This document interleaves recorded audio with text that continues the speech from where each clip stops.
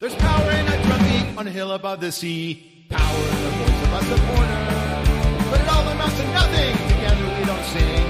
There's power when we're not oases. Any day, go forever. Oh, dance, scenery. Valley and mountain, chaparral to the sea. And the colors of our rainbow, sunset, orange, Tory, green. There's power when we're not oases. ST loyal forever. Someday, North County. Desert to islands, get back on you and me. All our voices strong together as we cheer on our team.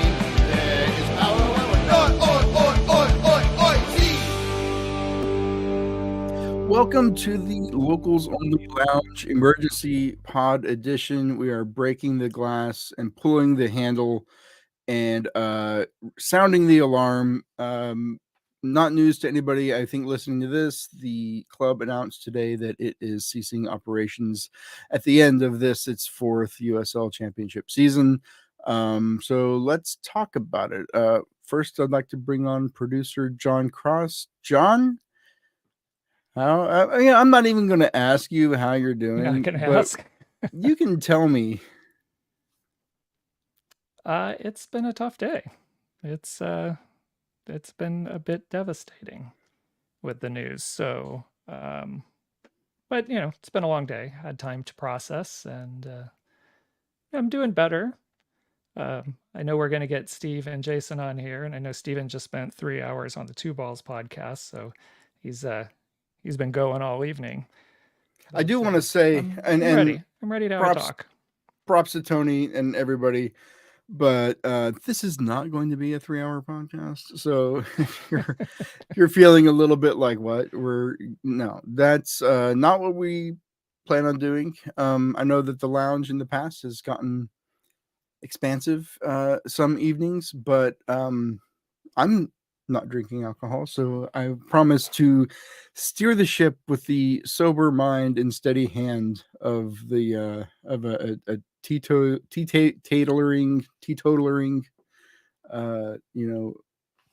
person. Even though I'm just that's my state for the night anyway.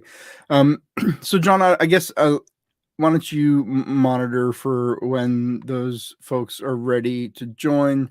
But yeah, so club announced today ceasing operations. There had been rumor.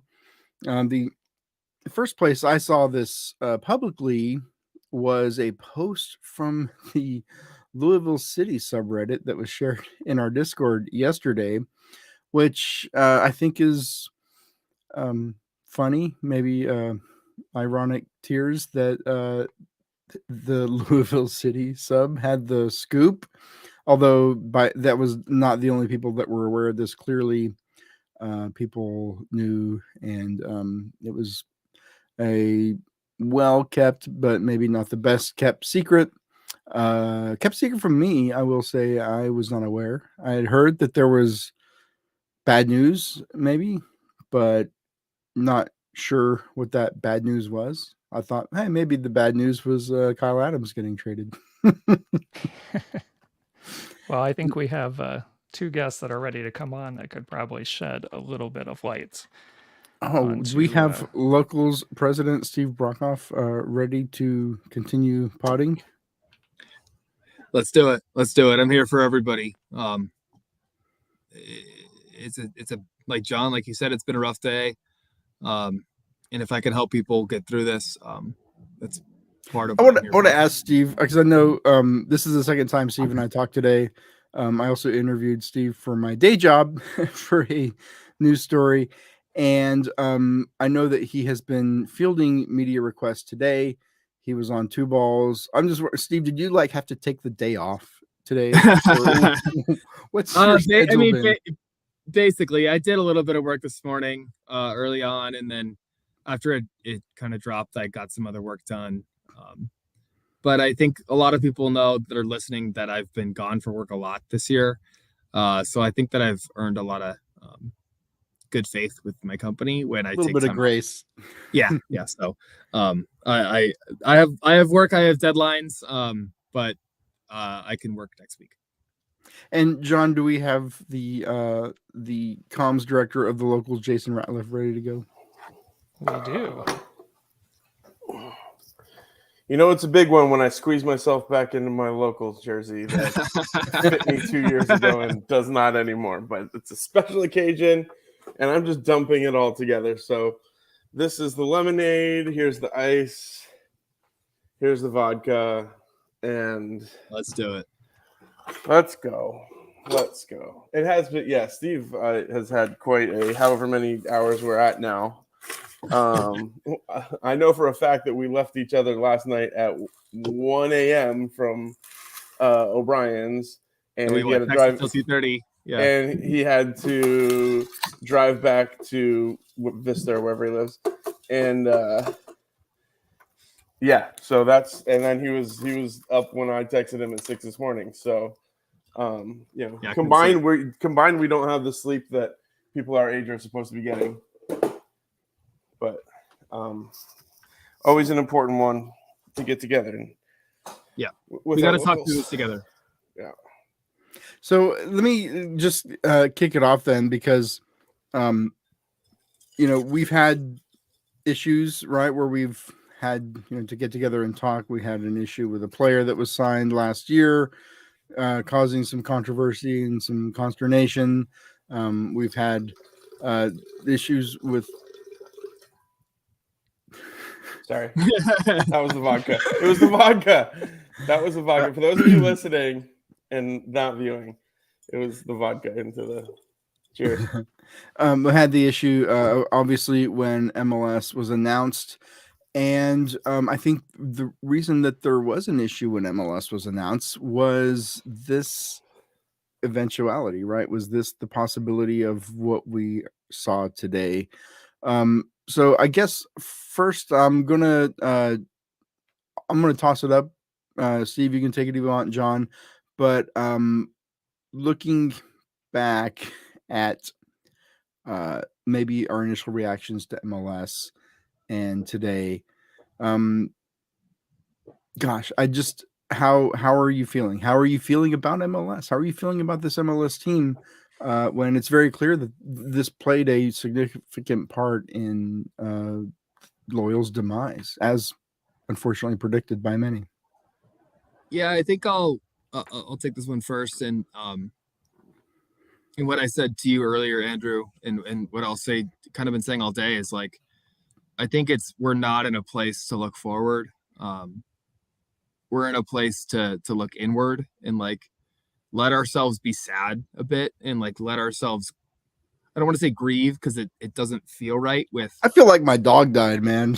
Yeah, I really you know do. what I'm saying? Like, you know what I'm saying? Like, there's people who have real struggles in the world. So like, grieve is a tough word for me to use, but like, yeah, just like let yourself process this in a way that you need to, you know, like I don't know how I feel about MLS right now. I feel it's an opportunity. I feel angry. I feel like they've done everything wrong, but I don't think that I'm ready to process those emotions and that piece of my mindset right now. I'm ready to process today's sadness and statement and finality, and like really just focus on the next 4 home matches, hopefully 5 home matches with the playoff game in Vegas, which I'm definitely going to. It's like, you know, I guess I'm just not ready to go there yet. You know, like, is it something in the future? Sure. And we keep getting asked questions, you know, we're in the DMs and the mentions, you know, what's next? You know, why aren't you doing this? Why aren't you doing that? But to me, it's just, you know, right now my focus is on our community, and our community is hurting after this news. And so next steps can be next steps. But that'll come in due time. Yeah, I would agree wholeheartedly with what Steve said, is that I think, you know, it's easy to be very emotional and have very emotional conversations right now with this news. And I think this is a time to, one, you know, do some introspection, but enjoy what we have and not lose sight that we do have the rest of the season that we should put all our energy toward. And those conversations of what might happen down the road can certainly take place a little later down the road once all this settles down.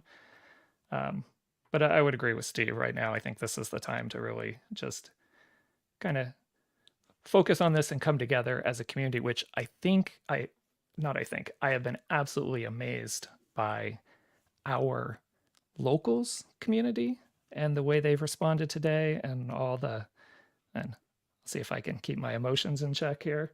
But the outpouring of support that we've given each other, and then from, the USL community, the United States, around the world, it's just been amazing, and just helps me feel so connected to this community.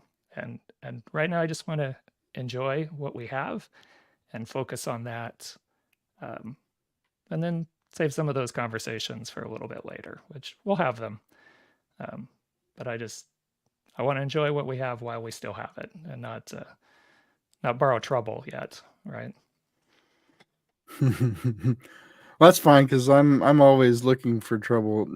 Jason, you want to cause some trouble with me? What are your thoughts? I was gonna say, it's funny you brought up the emotions. And so you're going to start with what Steve said about saying we don't want to say grieving. We kind of talked a little bit about that when we were making our statement, and I was strongly like, grieving. There's really bad things happening in the world. I don't think we want to. Well, that was before I fucking cried all day today, and it feels like a lot like grieving.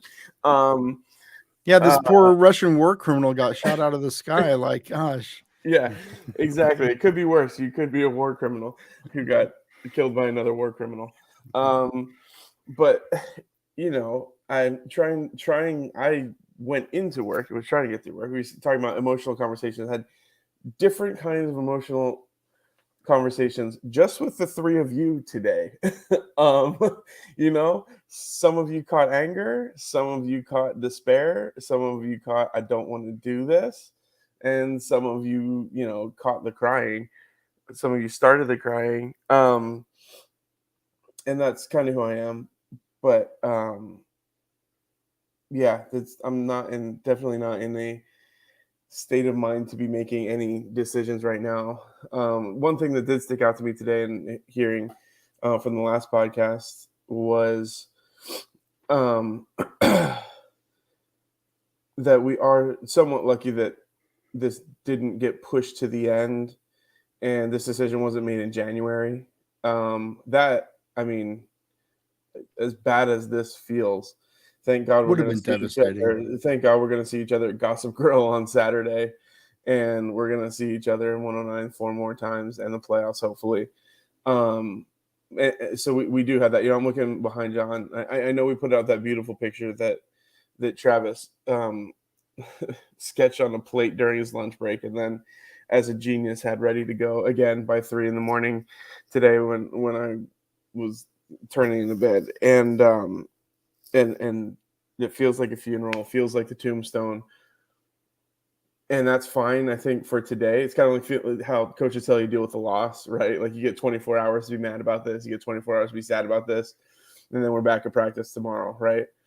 And that's kind of how I feel for us, that like to live in this, and we don't have a home game this weekend, so maybe we get even a little more time. But I can't wait to get back and really treasure and these last games that we have, these last times, knowing that it's going to be the last time. I do appreciate Andrew for that, and Ricardo and whoever's decision it was. You're welcome. I want to say you're very welcome. Whatever. Did not let that thanking me for. I wish you would have put a little more money into the club and just kept it going, Andrew. But that's a different. But those guys who could have done things differently and chose to do it this way and give us hopefully the Disney movie we're looking for. We've been joking about it as people go through that certain stage of grief as Drew, as Steve and I have been lucky, I guess, to kind of slowly piece this together and slowly put all the puzzle pieces together and bring this into focus. So we've been grieving for in different stages for maybe, weeks or whatever. And we respect that you guys haven't had that, but it's still raw and it still didn't help. Like I thought, like, okay, it's all right. You had your time. You can be there for your friends. You'll be good because you've had a month to think about, and just I have not been. And yeah, the outpouring of, like, we joke about, well, we're massive, but there are big names who are saying, whoa, what happened in San Diego? That's messed up. Loyal had a good thing there. And I'm like, wait, the Cooligans knew about us? Like, again, inside baseball, but Jonathan Tannenwald, who's a big national writer and writes in Philly, was retweeting stuff and talking about what we did. And it's like that. Yeah, it never would have thought, that it's just what we do and it's who we are. And we just come to expect that 109 is what it is. And the atmosphere is what it is. The club is what it is. And it's the fact that people realize that it isn't, that it's abnormal, that what we've built is outside of the usual USL championship atmosphere and club. That felt good today. Sure. I got to be a guest today on the Voice of San Diego podcast that will be coming out tomorrow. And it was really interesting and kind of illuminating for me because, we have these conversations every week amongst ourselves and in the stands and at the pregame on the pod. But it was really interesting to, hear and respond to the questions from people that are outside of this world who are not as enmeshed in U.S. soccer and the pro rel stuff and the pyramid talk and what is USL, what is supporter group, why do certain soccer fans have this kind of emotional attachment to a club. You have these super fans in other sports, but I don't feel like being a supporter is the same as being a super fan because it feels different to me because I think a soccer club is the sum of more than its parts, right? The soccer, the community, the supporter group, the kind of the culture and the lore of the supporter groups, that becomes part of the club and the things that people associate with those clubs. You don't have that in other sports. The biggest Padre fan in the world, you don't have that. You don't have that with the baseline bums for the San Antonio Spurs or any of the other kind of fan groups of the dog pound and for Cleveland Browns. It's not the same, and I feel like the relationship, not to diminish those relationships, but it is something different. It's something that's unique in this sport, and kind of taking a step back and kind of explaining that to folks was really kind of helpful for me to put things kind of in perspective, to appreciate like what we do have and also, but at the same time, what we're losing. And that's kind of been the tough part. I was able to stay very busy today and not have to think about things or reflect too much on things because I had deadlines and had to get my kid to practice, and I really didn't have time to scroll through comments. And when I opened Instagram and started looking at the comments under Loyal's post, I came across one from, I don't know who this person is, but it was just this very genuine and heartfelt, and I shared it in the Discord because I was gutted when I read it. It was from somebody identified themselves as being from the queer community, and they said, I've never felt as welcome as I do with your club. You're not the only club I support. I'm maybe you're not even my number one club, but just thanking the club for standing up for the things that it stood up for and making him feel welcome in the stands and as a fan, and something that he said he'd never seen or gotten anywhere else.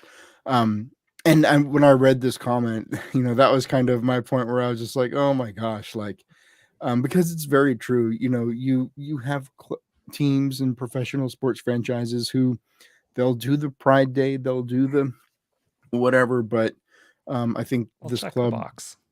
more than than any other club, has really put its neck out to stand up for some of these values. And Steve, I know you talked about this in the interview we did earlier, what it meant whenever the team walked off the field, whenever Colin Martin was called that slur.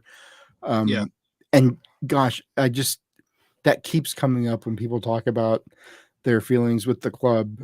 It just keeps coming up, and like, if the club had won that game and made the playoffs and lost in the first or second round, like, we'd remember it, but whatever.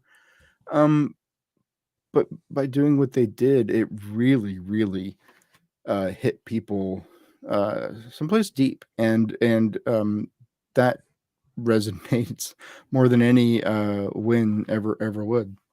Yeah, I mean, Charlie just said in the chat, a lot of sports history was made in these brief few years. Like, you know what? That's totally right. I feel like the amount of work that has been done here and the amount of moments and memories that have been made, like our statement said, but really, beyond that, wasn't 3.5 or 4 years. It was a decade worth of memories. It's hard to cope with that it's over. But at the same time, I know, Jason, we were at O'Brien's last night after the club meeting, and we were talking through it. And, I mentioned this in the interview earlier as well. Like, there's a sense of peace with knowing that we did everything we could. Sometimes you just grieve because it's over. And I really haven't found myself at all today or over the last several weeks going, man, I wish I did more, because I don't think I could have.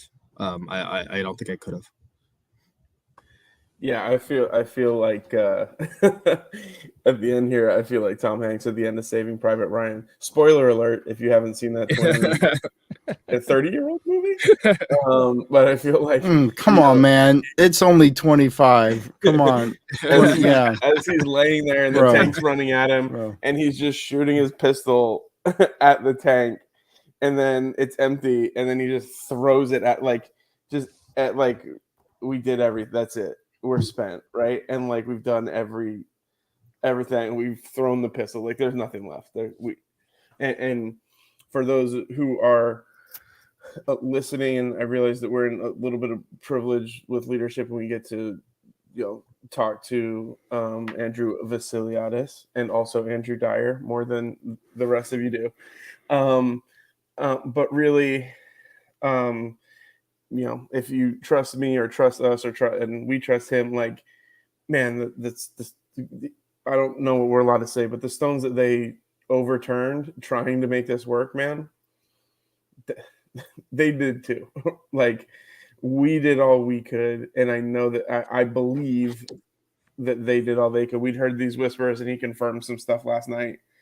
I mean, some of the stuff was borderline wild that they were looking into, but every single stone was turned. It was just, I don't think we left anything, or we did leave everything on the field. I don't know which way that goes, but we don't have anything left, Yeah. I'd like to kind of go along those lines, but comment on this post that was made. And I'll read it because I know some people will be listening to this on the podcast later. So it says, absolutely, I think it was the USL Tactics post that said, if the MLS team becomes a good force in the community, it'll be because it stands on the Royals' giant shoulders.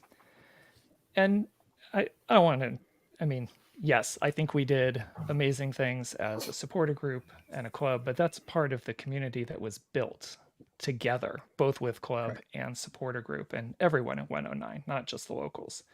For sure.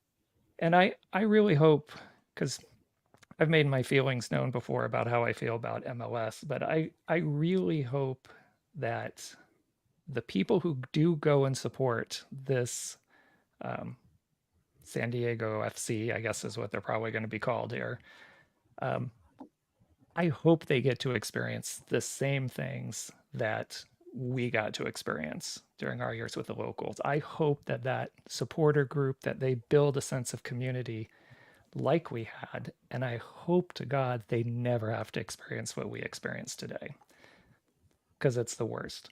But I hope they do. I hope they're able to build that kind of community. No, MLS's strategy of charging doubling the entry fee every couple of years, I mean, that's sustainable in the long term. It's a great business model that could never fail.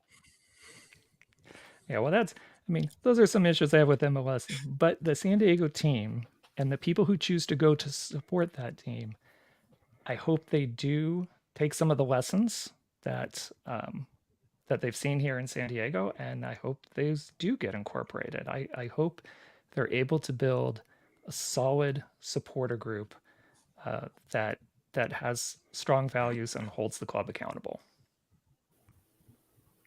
Yeah, whenever we talk about the club's outspoken nature and the way that it really endeared them to the fans, like, nothing else I think would have.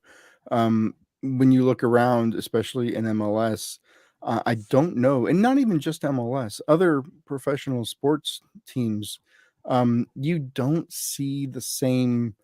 You do see, like, I think Jason said, the check in the box or whatever, but you don't see people sticking their neck out, because, as Michael Jordan once famously said, was that Republicans buy shoes too, and there's always this risk of alienating part of your fan base and part of your customer base if you stick your neck out too far on something that is seen as controversial. And I don't know how much that's going to happen. When you look at Portland, and its supporter group is as wild and outspoken on these issues as any, and it's kind of because they have to be, because you're not going to get the club, and part of their gripes are literally with their club, so that's a whole other thing. But you really, the responsibility for saying these things and being these values and living these values and being outspoken about it kind of falls on the shoulders of the supporter group, because these big clubs are not necessarily going to do it. And so it's kind of a big responsibility, and it's going to be a big part of what they have to do. Yeah, definitely. I mean, I just think that the conversations looking forward are like a next month, 2-month thing. They've got, just briefly even touching on it, for me, they have a lot of work to do. There's a huge standard set, and to me, just looking on social media, they keep tripping over their own feet, and if they want to earn it, they got to earn it, and that's going to take time to earn it. But right now, I'm just sitting here in my own emotions, not really thinking about what that means. It's like, I know that's what I'm saying, but like, I'm not. That's my title sentence in a paragraph, but I'm not writing the rest of it yet. That's going to happen later. And so I'm sitting here going, I just want to focus on this. And what this means, let's kind of, absorb this, what this means, and kind of relish in what we've created, and then make sure that we focus as hard as we can on the next 10 matches, 4 home matches, Vegas, home playoff game, hopefully. But yeah, it's wild. Wild that it's today. Remember when USL San Diego was announced, and they had the generic like gold scarf, and it was like a blank slate, and everybody's kind of like, what's this club going to look like? What's the crest, the colors? What is it going to be?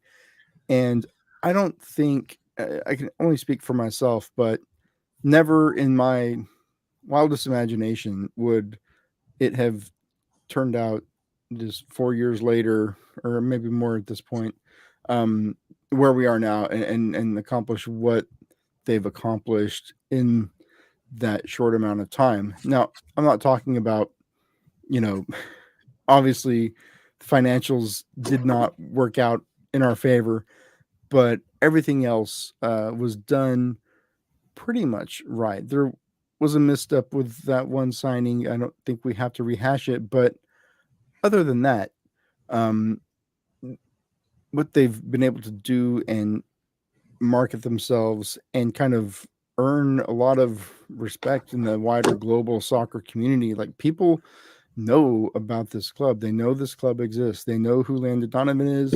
They know that this club stands for something. And that is miles beyond what most USL clubs will ever achieve. Yeah, I don't want to. I think. Go ahead, John. Jason. No. I want you to go, John. Go ahead. All right. I was just going to say, Steve, you were asked a question by Tony on Two Balls and a Mic podcast just before this, and it was something along the lines of winning a championship or the community we built. I don't remember what it was. I was kind of coming in and out during the podcast. Sure. And I know I've seen some people also in some of the social media posts today, like, now, the San Diego MLS team has a chance to bring a championship here and stuff. And I know Steve, when he made that comment to Tony, like, I'd rather not have the championship and have this community like that we built. And I think that's a very foreign concept to a lot of people. Some people just can't understand how the community could be that important. And I think, as Andrew said, you don't see that in many sports. And and it doesn't just happen in soccer. It has to be built and created, and it takes time. You got to work together with people, but you got to get people who are interested in helping build that community. And I want to personally right now thank Steve and Jason, since you guys are on here. But going back as far as Daryl Biggs, Drew, who was on the podcast, all the people, Jerry Jimenez, the people who really helped set the foundation of this group and helped us build what we have built today and what we have. And I agree generally with what Steve said in the other podcast, that I would rather never win a championship and have the community we've built and be able to go and support. I mean, I'm a competitive person. I want us to win. But if I had to pick, sitting around with a bunch of fans I can't stand and win a championship, or never win a championship and hang out with people who are like my family, I'll take the latter every time. Yeah, and I'll just echo what I said there too. Like, I would take an eternity of mediocrity on the field because I don't go to matches to see Loyal score goals. Like, of course I want them to, and of course we celebrate and whatever, but like, I go to matches because I get to see Andrew and John and Jason, and I get to see Erica and Trevor and Eric. I could go up and down this entire comments list. Like, there's so many people that I go to see because of the community we've built. And yeah, I mean, I would say I take an eternity of mediocrity. Like I'm some born and raised Padres fan, right? But I at the end of the day, as much as I want to win, it's not about that. It's not about that to me. It's about the community. It's about building and growing connections. And my son has literally grown up in 109, and there are people that, like, if I get pulled out of 109 for something and I was watching him, I know he would be taken care of. Like, I know that, like, without a shadow of a doubt, that he would be happy. It's not about the winning to me. It's about the community. And I'm happy to say that. Like, I'm proud of what we and the club, John, like you pointed out, together have built, that we're at that point, and good transition to what we've built together. Yeah, I asked John to pull this up, what Sean Kelly said just about Colin Martin. And at the time, we've moved on a little bit since then, but I wanted to get back to it. And just saying, as far as the culture we built and what we've done, and we know that we've done it for ourselves. And I don't want to speak um, to the gay experience because I'm an ally, but not a member of the community, if you will. But I think there can be a difference between being out and being proud and being loud about it. And I think that we showed other places as well how you can create that, and maybe someday somebody walks into a different USL stadium as a player who's been, and those SG are super welcoming, and maybe they feel that that's the time that they can be themselves and they can come out, right? And like, that's a narrative for me, but it's also not something that I take lightly. That, like, Colin himself, I think, feels celebrated here for who he is, and not growing up, and I guess I still use it, the word tolerance all the time. And I was like, really? That's what we're supposed to do? Tolerate people who are gay? Like, put up with them? Like, no, they're part of our community and we celebrate them.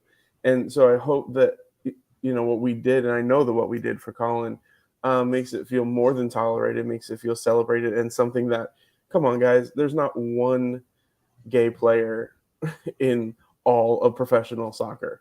Like, really, do the numbers. You think there's more? You think there's more?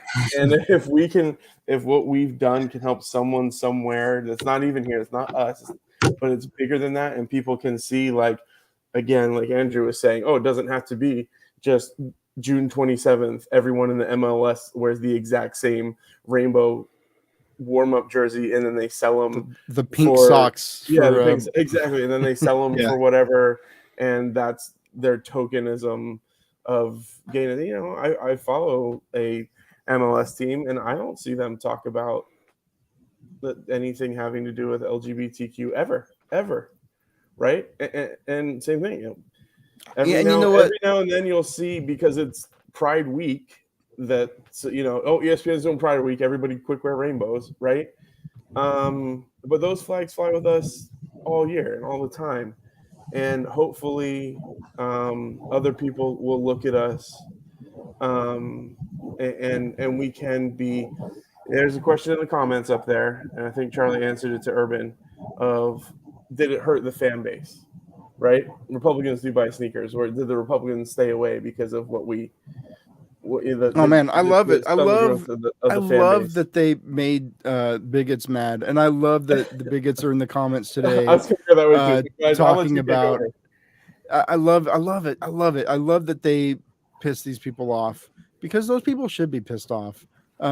They should be, and they should maybe look inward a little bit, because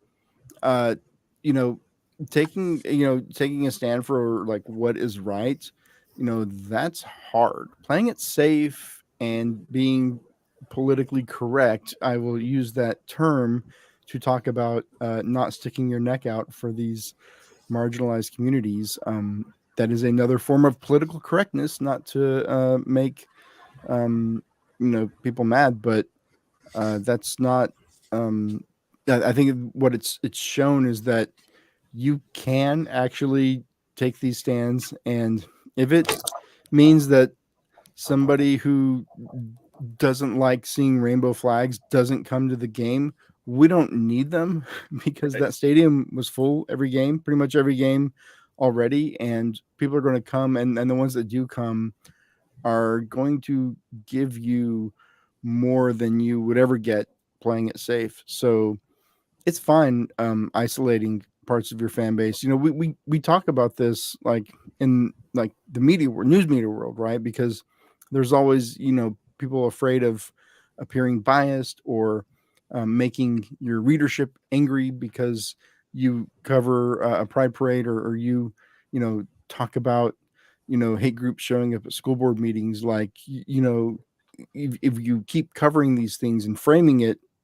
in that way that you're going to isolate part of your audience. But the thing is like, that doesn't change the fact that these things are true. Hate groups are showing up, and the LGBT community is under attack right now. Like I've never seen. I mean, I was born in '79. You know, I was in the military during Don't Ask, Don't Tell, and there was this idea that things were getting better, and with especially with the Supreme Court, or ruling in favor of gay marriage, you really felt that there was some social progress in this country when it comes to equality. And this current moment where there is an entire political machine that greases its wheels on LGBTQ hate. We just had she was a straight woman, as far as I know, gunned down in Southern California over her flying a rainbow flag at her business. A man who was enmeshed in this hateful media world of anti-LGBTQ stuff, anti-trans hate, shot her dead. And that's a real person who is dead now because they stood up for what they believed in and for LGBTQ, this community. So it's absolutely always worth doing what is right. And if it makes some people mad in the Instagram comments, fuck them, because we don't need you. And if that's your attitude towards part of this community, part of the soccer community, then we don't need you. And I don't want them in the soccer community. And there's been a lot of work done to eliminate some of this racial hatred and anti-gay attitudes in football, and it's ongoing and it's a constant fight, but it's worth fighting because it's the right thing to do, and you should never apologize for doing what's right. Yeah, I mean, to me, it comes down to, the stances that the club has taken, and the values that we share aren't political, like to us as a supporters group. And I think that's reflective of the club, equality, being allies for pride, being vocal and active about marginalized communities and supporting them.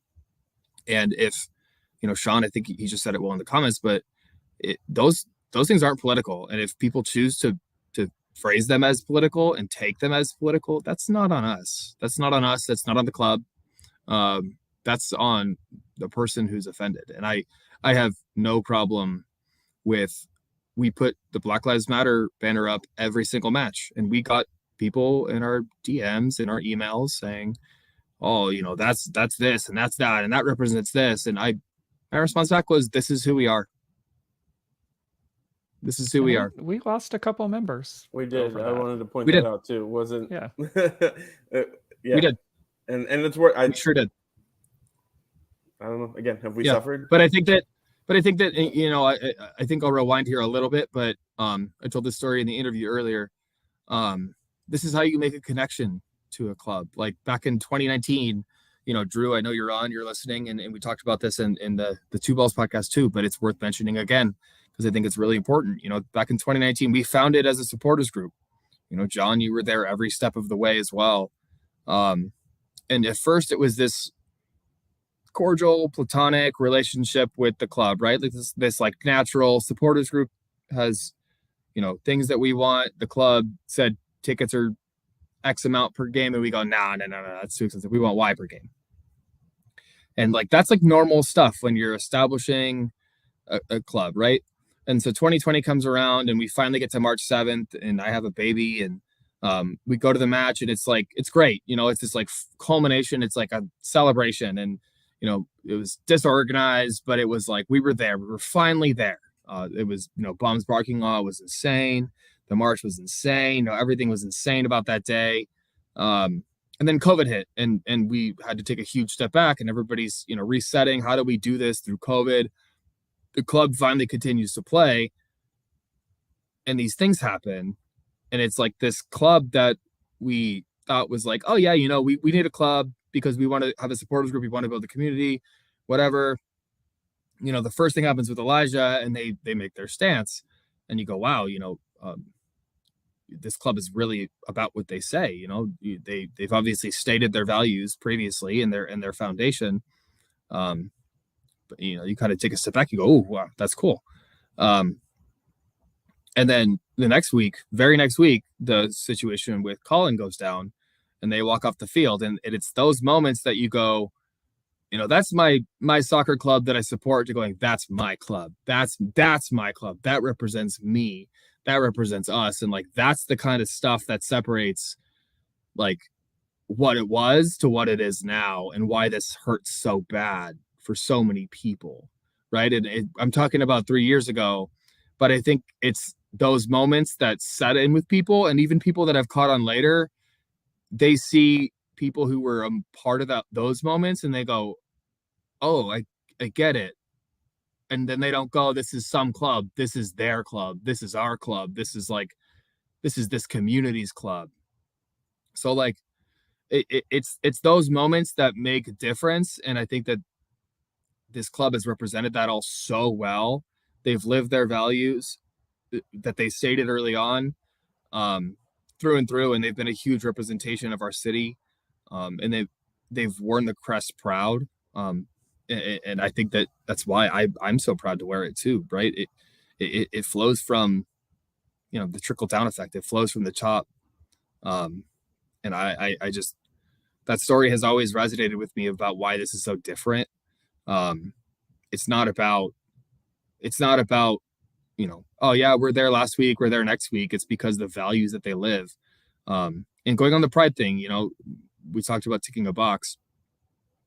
A lot of teams have pride match, whatever. Loyal has a pride month, and they have a pride kit, and like they wore it all month. And, like they're not just like saying it or ticking a box or doing one thing. Oh, here's a pride scarf giveaway. Woohoo. Like there's a kit that they will wear, and make people feel welcome, and make people feel like they have a place here. We highlighted that earlier. And I think that's just, it separates it. And I don't think all this discourse online about why this is a big deal, those people don't get this. They don't get this connection and this nuance. And they never will. And that's okay. But it's difficult to explain without being in the middle of it. Right. Sure. All you have to do is look around the stadium, because there aren't a lot of the first season kits that are worn game to game. The one that I do see is the Black Lives Matter kit to this day.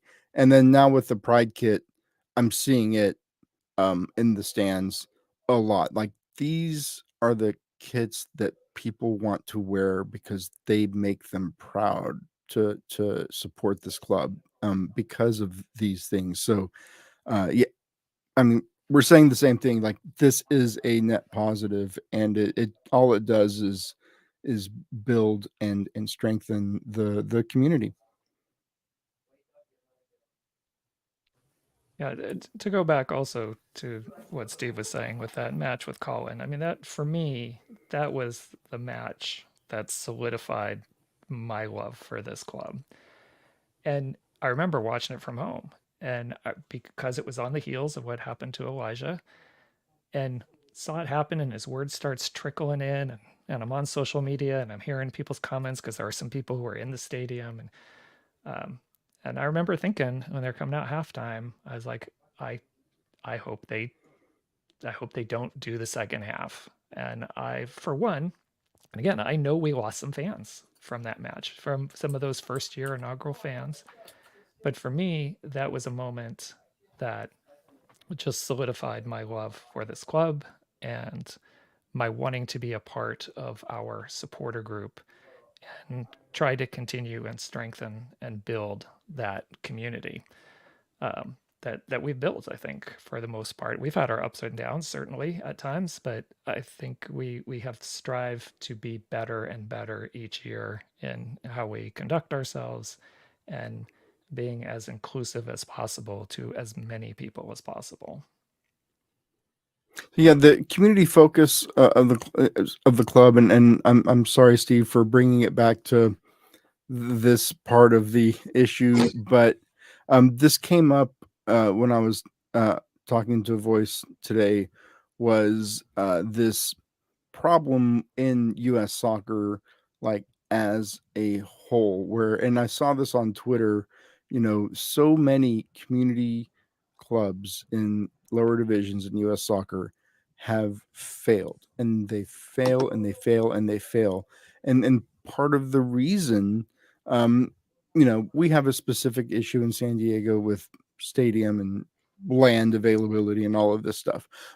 But by and large, the reason is just that you're capped. Your growth is capped because we do not have this open pyramid that rewards success and rewards a community oriented club for doing all of these so-called right things, right? Like this club has tried to put the best players on the pitch week to week, sign, you know, big name signings, big name for USL signings, right? Like they spent and they did what they could do to bring a winning product to San Diego. It wasn't just let's have a team, let's have a pro, men's team in San Diego. It was like let's have a team and let's win. Let's be the best team.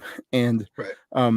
You know, for me, that community aspect of it, and this is something I had to explain earlier, like, this is not a minor league. We have players who have played at very high levels, who have either due to injury not been able to sustain their place on those teams, or due to age, right? You get a little older and maybe you can't play in Liga MX anymore, right? So and I mentioned two local players, Alejandro Guido from Chula Vista and Joe Corona from he's also from the South Bay, National City, Sweetwater High School alum, who have been able to, Guido basically reinvigorated his pro player career at San Diego Loyal, right? And, Joe Corona is able to play for his hometown club, professional soccer, and make an impact and make incredible plays and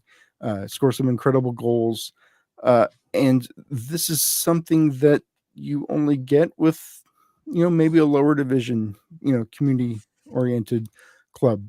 And it's really just, it's an indictment of the U.S. soccer system as a whole, that a team that does everything, quote unquote, everything right, like Loyal, cannot succeed in this landscape. It's shameful for U.S. soccer, and they should be embarrassed that this club of all clubs could not make it. Yeah, usually I try not to read comments or quote tweets on things, but I was spiraling, so I decided to read all the quote tweets on the Loyal announcement, and however many hundred there were at the time, basically all of them said that exact thing. It was people from Seattle, it was people from Pittsburgh, it was people from all over the country just saying, like, if Loyal can get fucked, what's the point?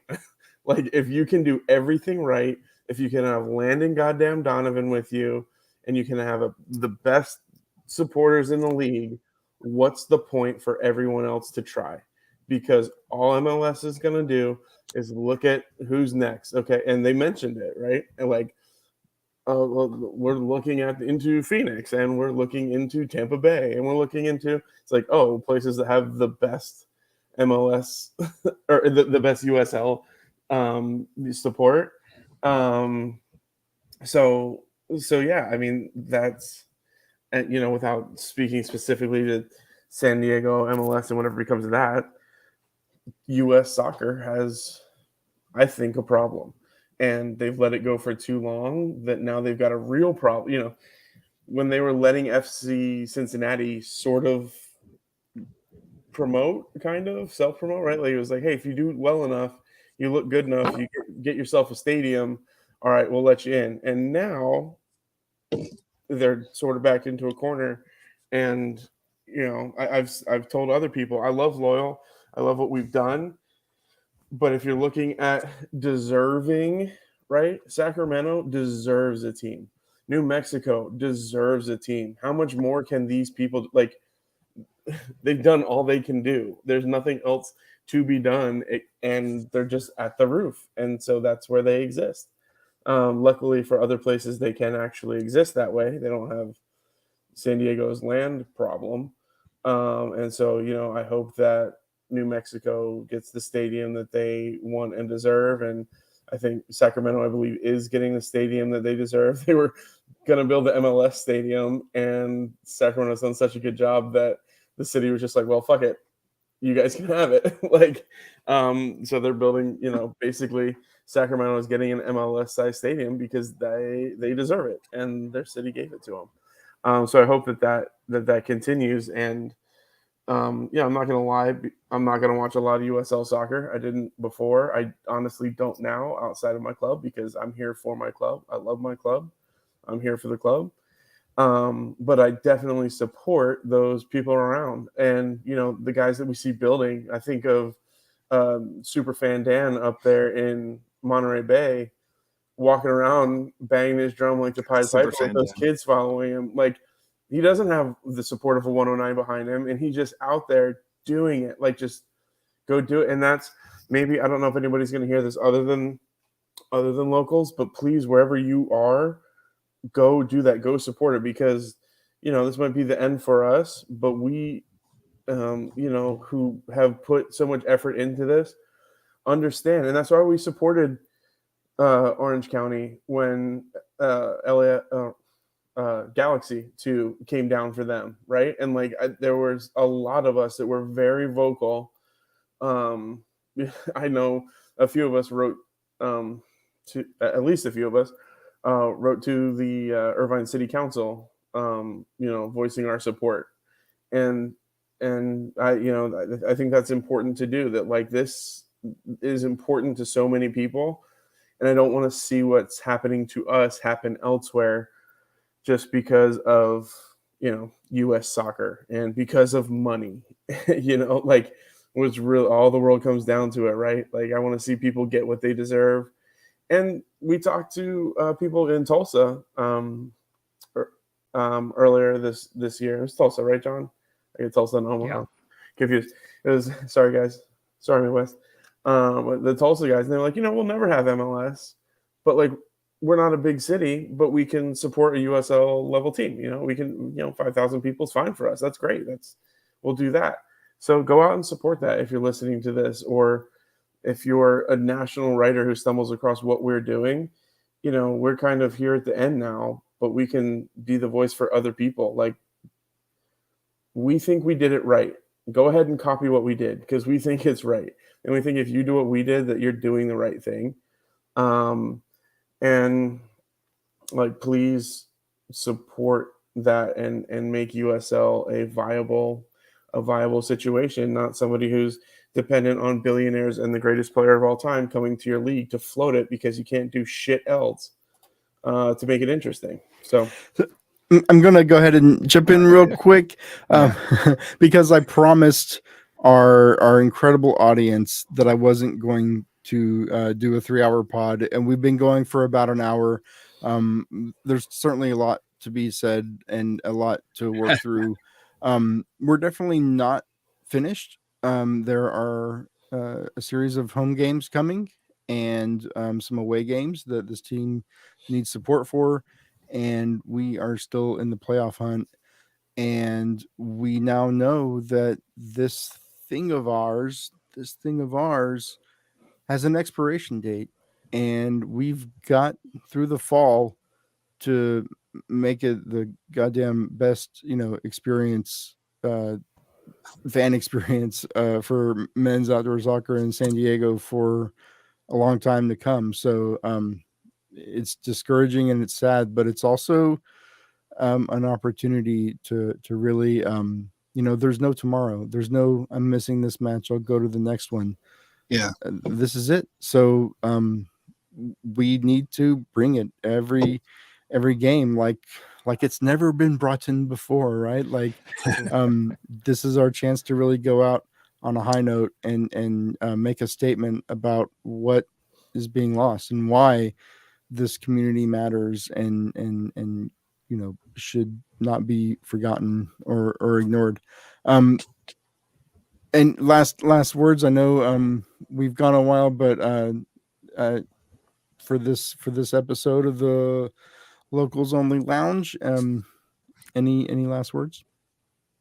I just want to say, make sure that you're circling Vegas and you're getting to Vegas. At least circle it. Maybe don't buy plane tickets yet, because maybe just don't do that yet. But circle it and plan to go to Vegas and give us a couple days to see if maybe we do the trip of a lifetime.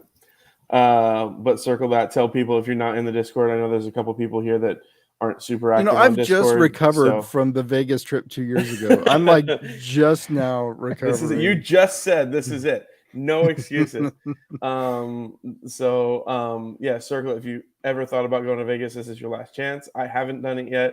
It's the one that was like on my bucket list, and so this is that bucket. And we'll see how big we can do it.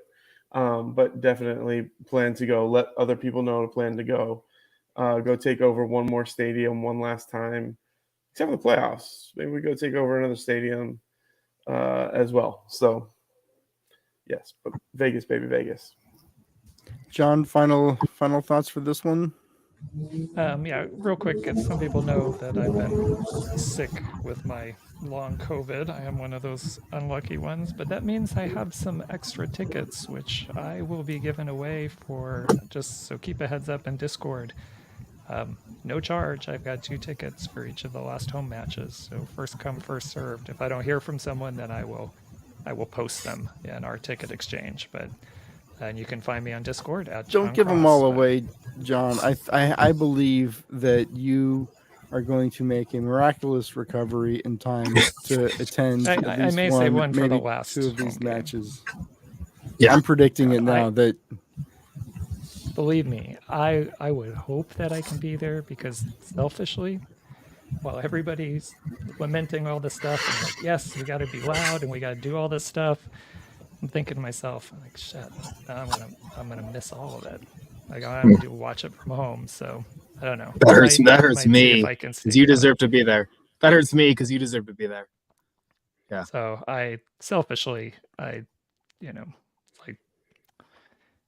will still enjoy it, and I will still be there in spirit, but I will most likely have tickets available, certainly for Labor Day weekend. For that Sunday match, I will have those. And maybe outside chance I can make it, but I'm not holding my breath, unfortunately, for that. So at John Cross at Discord, if you're interested. Gotcha.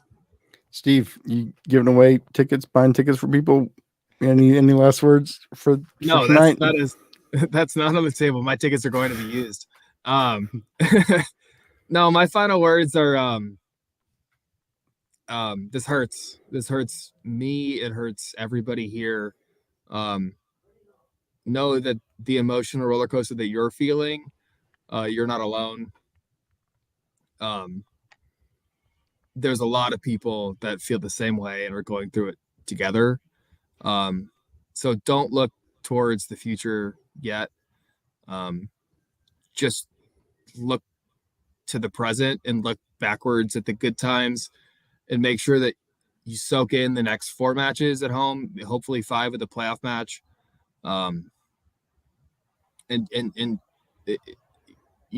Just absorb that. Just be in the moment. There's time for future discussions. There's time for, MLS. There's time for what next season. There's all time for that. But that's not today or next week even. That's a future thing. So to me, like what I told myself this morning, it was like, let myself be sad. Like, this is sad. It's a sad day. It's a sad month. It's a sad situation. Because you got to process these emotions. You can't bury this down and say, oh, let's move on. Let's look to only the future, only forward. Like, that's just ignoring the past, and that's a shame, and that's a disservice to the work that we've all done and the community that we've built. So be sad, be emotional, be angry, Be everything you want to be, but be there on next Sunday, and be there for the next 3 matches after that. Because yeah, like you guys have said, like this is it. There's no opening match next season to go wild. There's no opening match tifo next season. Like this is it. And it's literally so sad to say, but go out with the bang. Like that's it.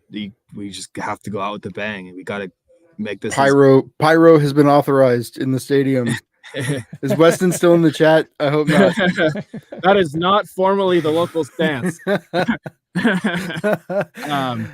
But like, no, for real. You think about the best matches in 109 we've ever had. Like, let's make those a reality for these next 4 games. Like, when you ask me what's the best moment you've had, like, there's a lot that come to mind, but I want to recreate those. I want those to exist. Like, man, there's a chance to really do this right, to really like see this out. Because a lot of the conversations that I've had today was like, man, this sucks, but to have been told after the season that this was the end would have been way, way worse. So like the fact that we here now and we have 4 more matches to like live this out, see this through, like let's take advantage of that. So, live your emotions now, process them, be there, and then the future conversations are for the future. That's not right now. That's not what we're doing. It's for next week. It's for next month. It's for 2 months. Like don't put that in your head yet. Start to think about how we're going to support this team here and now, and what our immediate steps are for this community and this team. Well said, Steve. Thank you, Steve. I know it's been a marathon evening for you, day. Jason, thank you so much, and John, thank you to everybody in the chat who's been part of this episode, this broadcast. It's great to see everybody and to interact and to be here for each other. On this note that Steve brought up, if you ever wanted to be in maybe the 3rd chair position on the Loyal Locals podcast, your time is also running out. If you would like to come and talk about the game with us on Tuesday, that your time is also limited. So hit John up on Discord, hit me up. We'd love to have new voices on the pod for these this last stretch. So I'm opening that up. Thank you again, everybody, and thanks to all of the co-hosts and to John, the producer, for staying up late and doing this. Thanks so much. All right.